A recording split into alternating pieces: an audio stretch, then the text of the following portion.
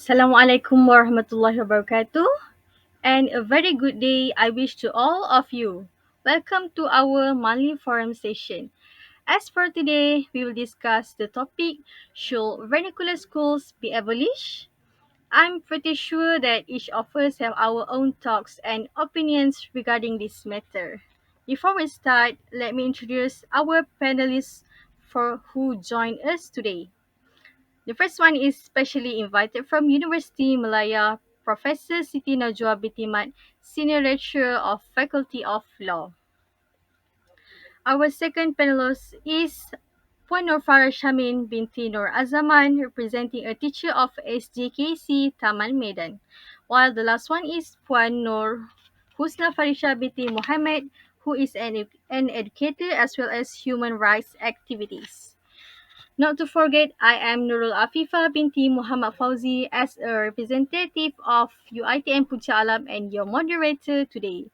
As we are well aware about the vernacular schools in Malaysia as an educational institute which differs where the medium of education is local or native language, quoted from the Kuala Lumpur High Court last year, he's just said there are currently more than 1,800 vernacular schools in our country with about half of a million students of different racial composition. The first vernacular school in Malaya was Tamil Vernacular School in 1816 after the establishment of the Penang Free School. However, this issue has been argued terribly among the public, especially for 5 until 10 years recently. Are vernacular schools becoming a hindrance from national unity? This topic seems very interesting to be thought about. So, I'll start with our first panelist, Professor Siti Najwa binti Mat. My question is, do you agree or disagree with the abolition of vernacular schools and why? With all due respect, please, Professor. Thank you, Ms. Afifa, as our moderator today. First of all, thank you for inviting me to this forum. Before we talk about the vernacular school, I would like to recall the days before the 17th, where the unity among the Malaysian is actually the highest, and indeed they had vernacular school too at the time. So basically, this tells us that the vernacular school aren't the problem until the incident of 30 may happen when it broke the trust among races. So today, what we can see is that the vernacular school has created both intense and also debates. And so with regard to the vernacular school, what I can point out is that the establishment of the vernacular school is actually constitutional and doesn't infringe the Article 152 subsection 1 of the Federal Constitution. If we have a look at this article, it states that the national language shall be the Malay language. So how much actually this indicates? So this shows that using another language in the medium of instruction for teaching in Chinese or Tamil vernacular school is protected under the Constitution as long as it is not used for the official purpose. So the point that I am trying to make here is that no matter whether anybody tries to abolish or make objection against the vernacular school, we have to reflect back what the constitution has for this. But of course, this is not my personal view. It is a view based on the legal perspective. Since Malaysia, we have a constitution, and I do believe that everyone knows that the constitution is the most important rule in our country, as it protects the right of the people inside the country. Having said that, I am pretty sure that there is no need for abolishing the vernacular school in Malaysia because it is legal and constitutional. So I pass back to Ms. Akifa. Alright, thank you, Professor Siti Najwa, for providing some talks on the abolition of vernacular schools. Next, the same question to be asked to our second panelist. Okay, so what is your opinion regarding the issue of abolishing vernacular schools in Malaysia? Over to you, Puan Farah Shamin. Thank you to our moderator, Miss Afifa. Actually, I'm also keep asking myself the same question of why the government need to abolish the vernacular school, even though the enrollment of students from other races in vernacular school keep rising every year. Like, it's not that a good news to us. It shows that our people are interested to learn about other cultures as well. Parents have been sending their kids to vernacular school because of many reasons, and one of them is because they see a great future in the Mandarin language itself. Parents are confident of what the vernacular school can guarantee to the quality of their kids' education. And by sending your kids to vernacular school is like exposing them to a cross-cultural environment where the Indian or Chinese school both will teach the kids on how to grow up in a different racial and cultural environment, which I think it is good for them in the process of growing up because we live in a Malaysia and the population of Malaysia itself comprises of many other races too.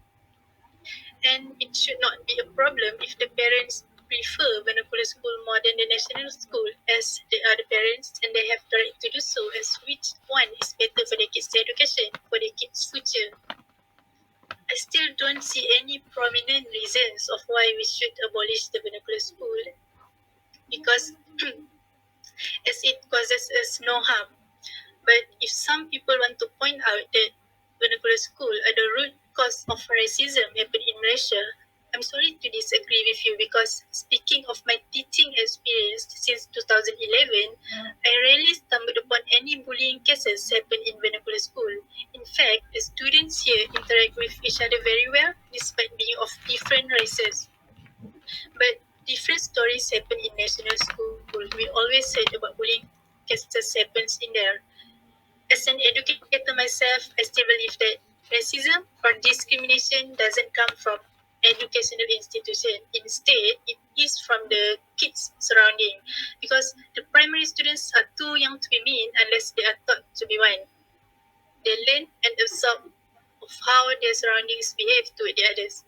So to conclude my point, I think the idea of abolishing vernacular school just because everyone else view it negatively as a cause to the racism happens in Malaysia, I think it is quite a baseless, thoughtless accusations to the institution itself. So that's all from my point of view. Thank you.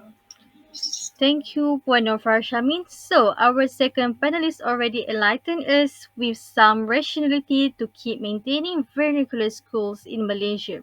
This also makes me think again because we cannot deny that some of the statements given are true, such as bullying cases that happen nowadays. We cannot blame 100% to our education system. Okay, next, the same question given to our first and second panelists.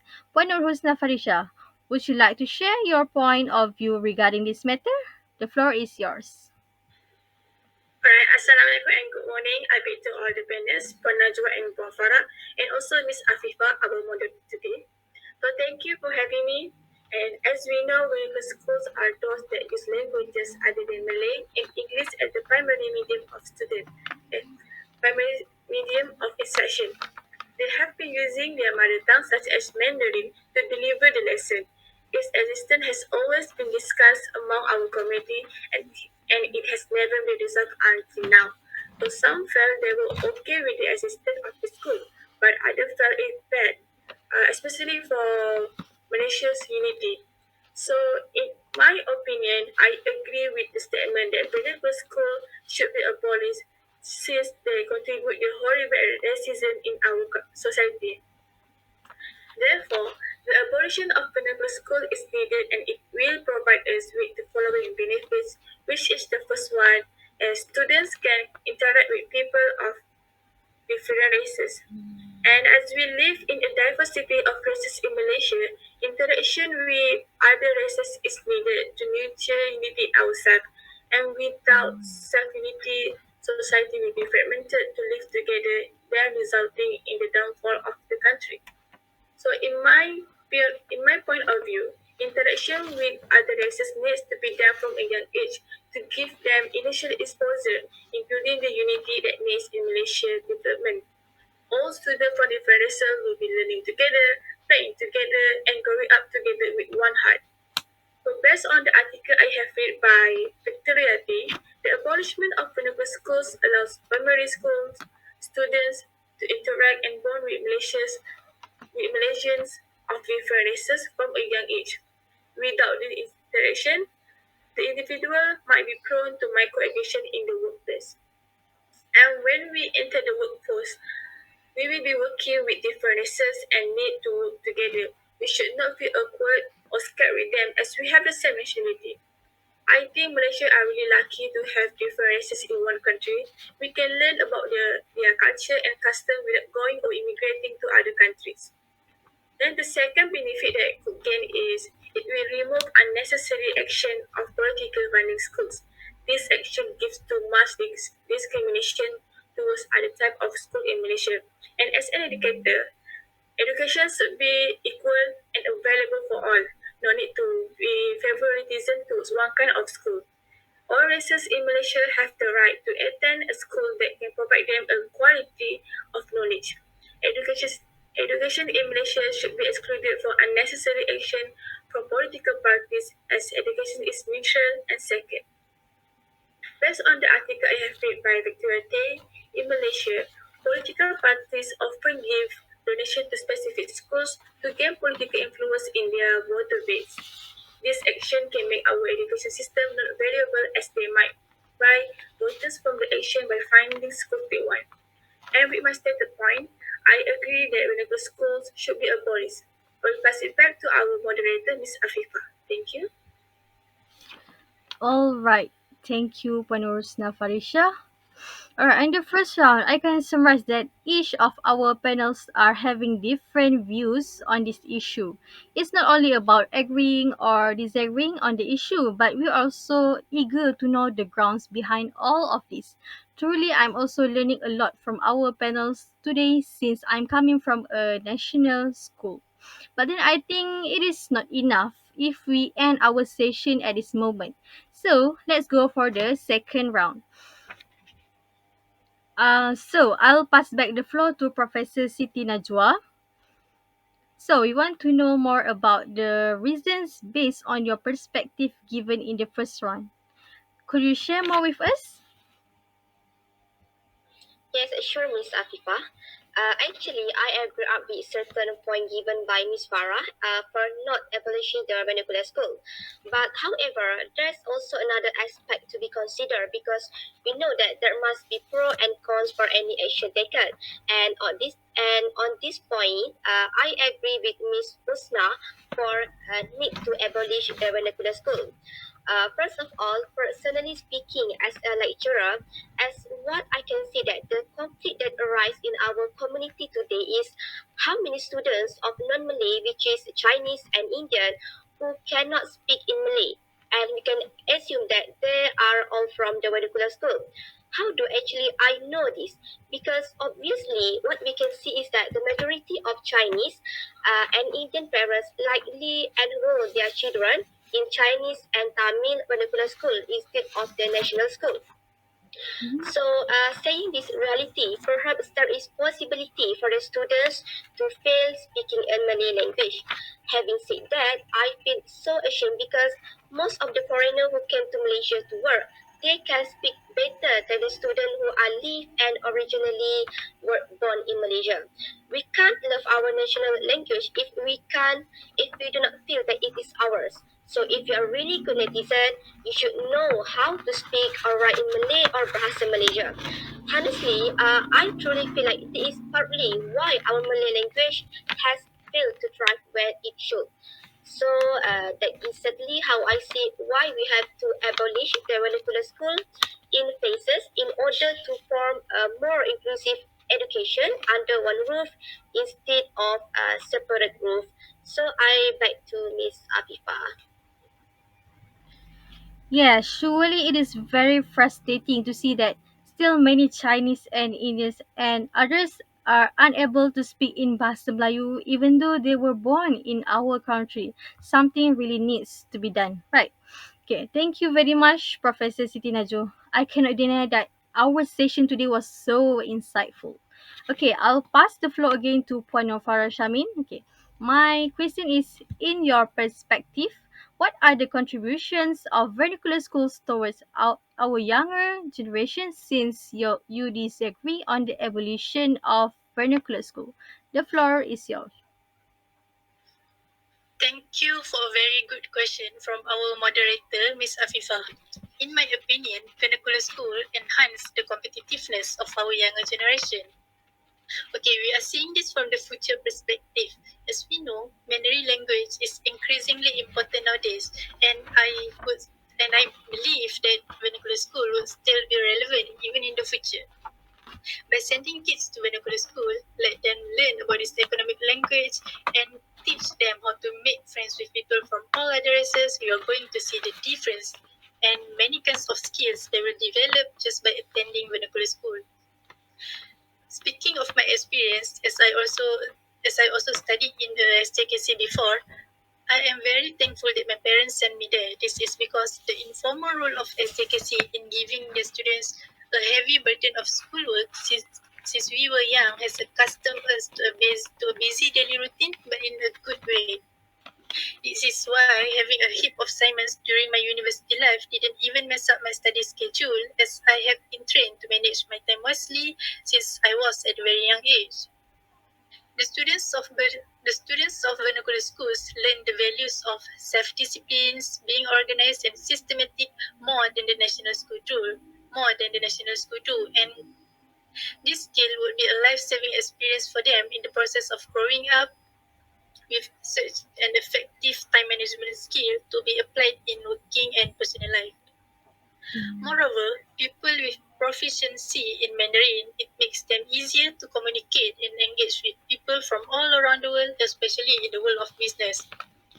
I very understand if employees nowadays demand the employees to have skills in third language because the ability to speak in three languages is better than two. This would be a very good opportunity for our younger generation to secure jobs in the future. And last but not least, if we still want to abolish the vernacular school, it will affect the capabilities of our younger generation, especially us, the Malays. If not by sending our kids to vernacular school, we can only speak two languages, which are English and Malay. Meanwhile, the Indian and Chinese, most of them are able to speak three languages. This makes a huge difference between us and them, and this gap is likely contributing to the racial disunity happens in Malaysia. That's all from me. Okay, so that you think the Malays' inability to speak in Mandarin is the reason why Malaysia cannot reach unity? Is it? Yes, it is one of it. It leads to communication barriers between us, the Malays, and other races. Even though Malay is our mother tongue language in Malaysia, but it doesn't give us any less to have knowledge about other languages as well. All right, thank you, Panufara Shamin. Okay, learning more than one language could be very beneficial to everyone, especially when someone is fully eloquent towards a certain language. This also helps in career development, whether locally or globally. This is one of the points that I can highlight from the statement given by Puan Nufara Shamin. Okay, back to you, Puan Husna Farisha. Do you have anything to share more with us which is related to your opinion on the first round? Over to you, Puan Husna Farisha. Okay, thank you, Ms. Afifa. So, as a result, following the closure of Pinnacle schools, the Ministry of Education must restructure the education to benefit Malaysia and properly to the level of development in countries. It needs to be restructured for all kinds of races in Malaysia to get the advantages from the restructuring. Don't ever miss any don't ever miss or disregard any races. Then the Education Ministry can start the action by having an agreement with Chinese part-time person in charge of education to merge the style of education into one kind of school. But before that, they one father said employees out there want their employees to have skill in the tech language so that they can be more competent. Is it? Yes, true, Panusna. Okay, then therefore, the education can include 2 or 3 special periods for an elective subject in learning Mandarin or Tamil as the third language, or maybe Jawi for Chinese and English students. This will be open for all students if they are interested to learn. In this way, they can have an effective way of learning since the student have a person to try to speak with after the lesson. It gives advantages to both parties to practice what they have learned and gives some knowledge to each other. And then for the second one, is the education ministry can start the action by having the syllabus of Bahasa Melayu and English need to be updated and made compulsory for all students to study at all levels. The education ministry can start having the subject, having learning of subject in BM in Bahasa Melayu or English to standardize the way of learning. It will help students to not have difficulty, especially if they are studying in a science course where they want to change the scientific terms into their language. By this way, this is because our source of education is from UK examination that use the English language as their platform to deliver the lessons. So it would be better and simplify the students to learn in one language so that they can have direct reference to the UK syllabus if they don't know the meaning of it. Hence, after the evolution of vernacular schools, the Education Ministry can take action by doing the suggestion given or others. With that, I will pass back to Miss Afifa. Thank you. Alright, thank you, Puan Rosna Farisha. So, our last moderator has come up with some insight about restructuring the educational system after the abolition of vernacular schools.